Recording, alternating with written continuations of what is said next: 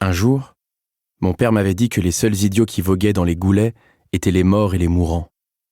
Parfois, je pensais être les deux. Les mains sur le bastingage du fendu, je contemplais les lanternes du port qui, au loin, s'allumaient une à une. L'eau goûtait des voiles au-dessus de moi. 1 heure à peine avant d'apercevoir la terre, nous fendions les flots tumultueux.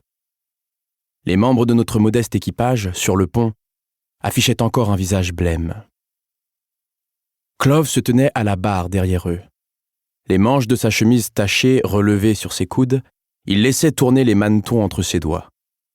Ses cheveux blonds, presque tous échappés de son catogan, lui battaient le visage tandis que nous virions dans le vent.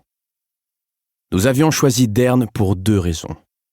D'une part, ce village n'était fréquenté que par les marchands de la mer sans nom, qui achetaient leurs céréales aux producteurs locaux pour un prix inférieur à celui de leur culture. D'autre part, Rosamund était la seule charpentière de marine prête à prendre le risque d'accepter l'argent de 2 fils de pêcheurs originaires de Cragsmouth, qui ne pouvaient pas justifier sa provenance. Il y avait une explication, bien sûr, que je ne souhaitais pas donner. Le soleil couchant peignait les voiles d'un ambre flamboyant, leur toile recousue d'une main experte, luisant de gouttes de pluie. Ces temps-ci, elles ressemblaient plutôt à un patchwork. Le maître voilier les avait réparées tant de fois qu'il ne voulait plus les reprendre.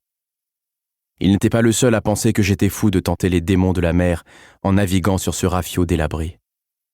Mais j'étais si souvent sorti indemne d'amoncellement de nuages noirs que j'avais cessé de me demander si une tempête aurait ma peau.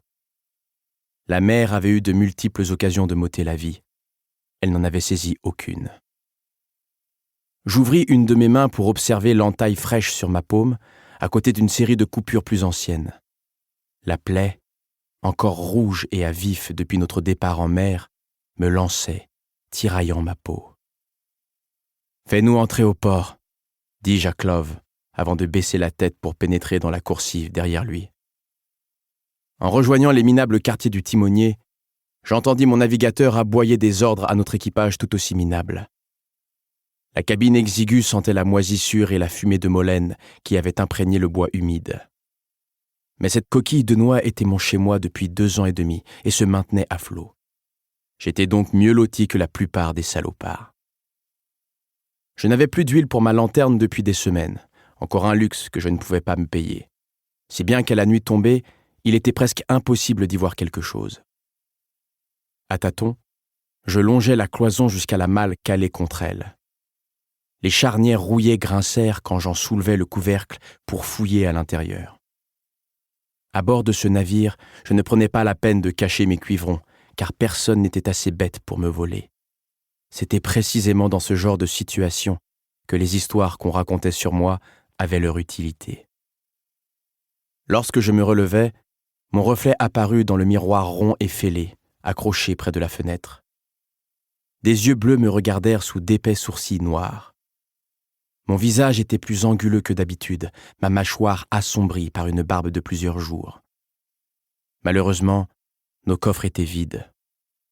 Un ventre plein, un rasage et des lanternes qui éclairaient vraiment figuraient tout en bas de la liste de nos dépenses prioritaires, et je ne pourrais me les offrir que lorsque Rosamund aurait été payée.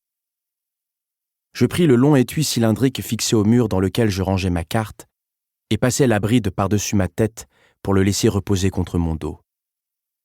Puis je calai mes cheveux presque noirs derrière une oreille avant de relever le col de mon manteau. Les bourses que je fourrais dans ma poche pesaient un certain poids.